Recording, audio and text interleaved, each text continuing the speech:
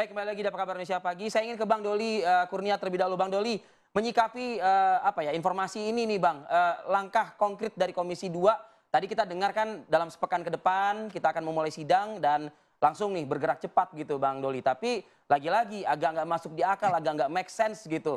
Apalagi Bawaslu juga ternyata bisa loh berperan untuk membatalkan. Iya, saya kira memang yang paling bertanggung jawab ya kalau misalnya menindaklanjuti laporan-laporan itu dan kemudian mengambil langkah-langkah atau tindakan adalah kawan-kawan penyelenggara yang ada di KPU atau Bawaslu dan Bawaslu ya di Jakarta. Tadi saya kira kan kita juga sudah dengar apa yang disampaikan oleh Saudara Reki, ya tentu apa yang mereka temukan termasuk laporan-laporan itu harus ditindaklanjuti. Jadi sebenarnya teman-teman di KPU maupun terutama di Bawaslu ya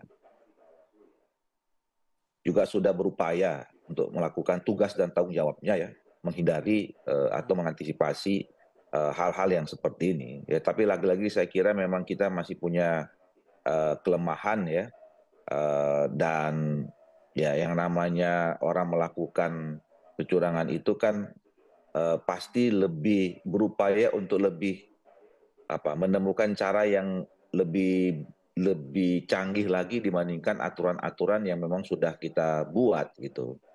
Nah, jadi kita harus proporsional saja.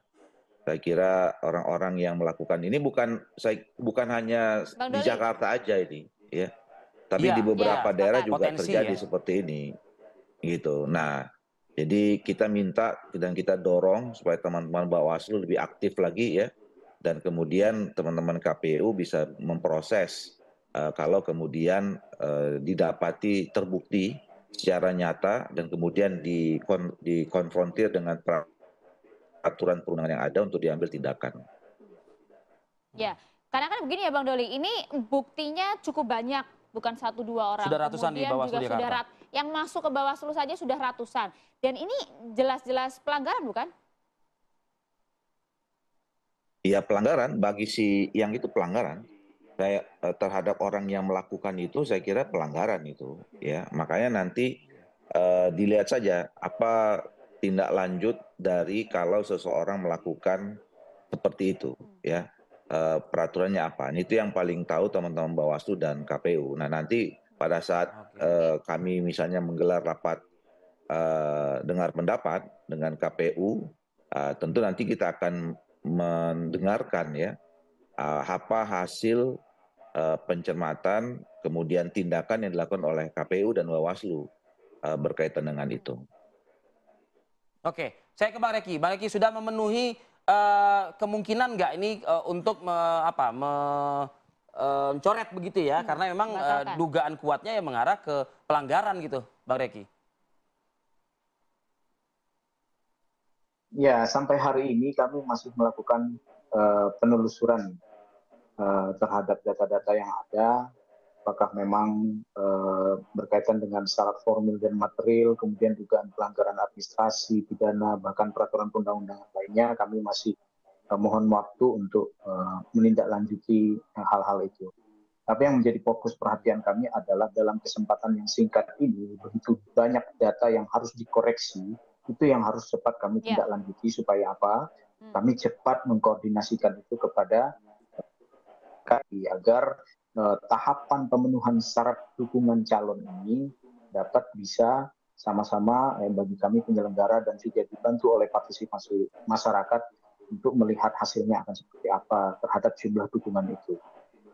Gitu. Dan tentu terima kasih kepada Bang Doli yang sudah memberikan masukan tadi berkaitan dengan agar kami cepat menindaklanjuti dan mudah-mudahan dalam waktu dekat diskusi kami, kajian kami di internal Bawaslu Provinsi DKI Jakarta dan juga rapat-rapat koordinasi dengan KPU dapat memberikan yang terbaik. Ada target waktu tertentu nggak Bang Reki? Begitu. Untuk kemudian menyelesaikan ini? Bang? Karena kan pendaftaran juga sebentar lagi ya?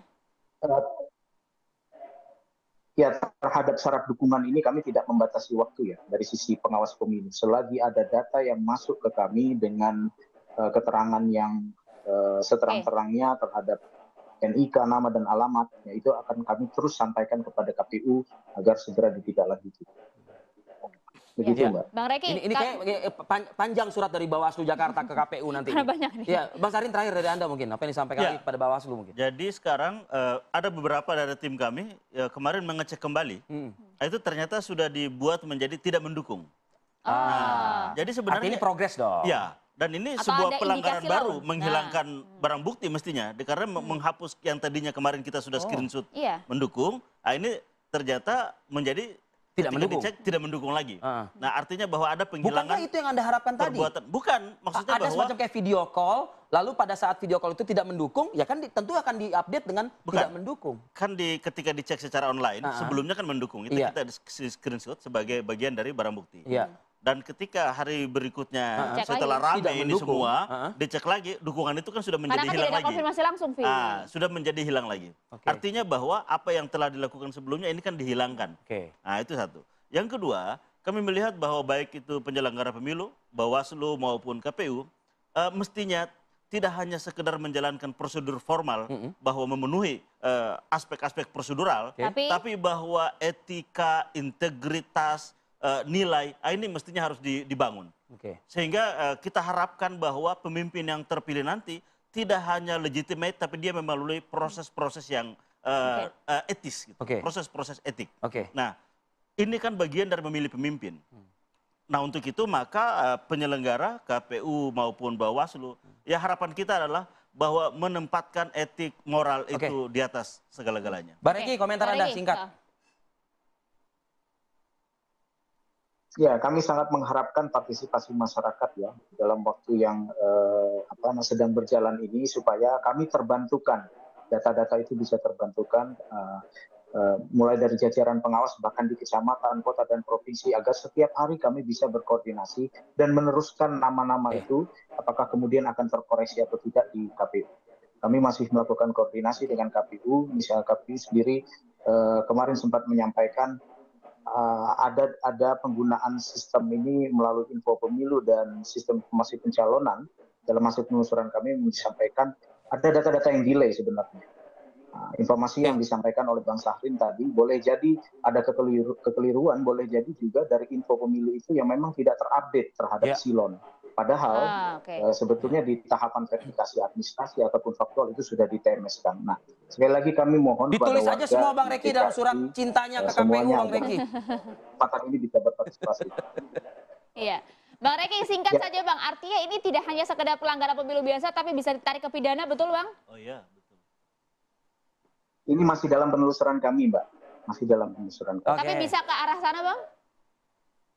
Kalaupun terbukti? Dugaan pelanggaran pemilu atau pilkada itu terbuka terhadap dugaan pelanggaran administrasi, dugaan pelanggaran pidana, dugaan pelanggaran peraturan perundang-undangan lain. Oke. Kira-kira begitu. Oke. Baik.